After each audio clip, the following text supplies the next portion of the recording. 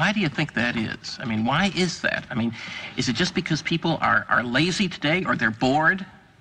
I mean, are we just like bored, spoiled children who've just been lying in the bathtub all day, just playing with their plastic duck, and now they're just thinking, well, what can I do?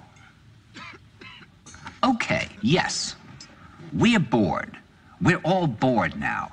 But has it ever occurred to you, Wally, that the process that creates this boredom that we see in the world now may very well be a self-perpetuating, unconscious form of brainwashing created by a world totalitarian government based on money, and that all of this is much more dangerous than one thinks, and it's not just a question of individual survival, Wally, but that somebody who's bored is asleep, and somebody who's asleep will not say no?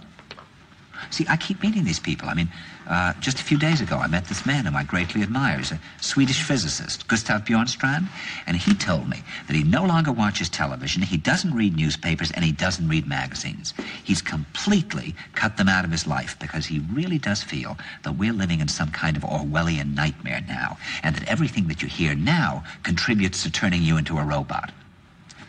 And when I was at Findhorn, I met this extraordinary English tree expert who had devoted his life to saving trees. Just got back from Washington, lobbying to save the redwoods. He's 84 years old. He always travels with a backpack because he never knows where he's going to be tomorrow. And when I met him at Findhorn, he said to me, "Where are you from?" And I said, "New York." He said, "Ah, New York, yes, that's a very interesting place. Do you know a lot of New Yorkers who keep talking about the fact that they want to leave but never do?" And I said, "Oh, yes." And he said, "Why do you think they don't leave?" I gave him different banal theories. He said, "Oh, I don't think it's that way at all."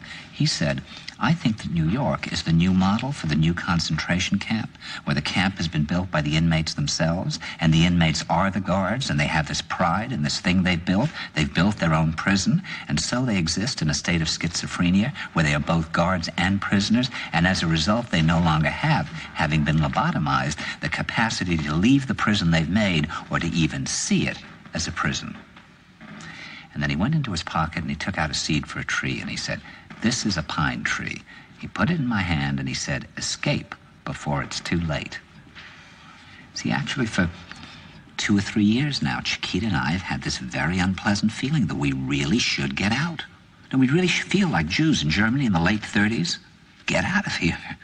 Of course, the problem is where to go, because it seems quite obvious that the whole world is going in the same direction.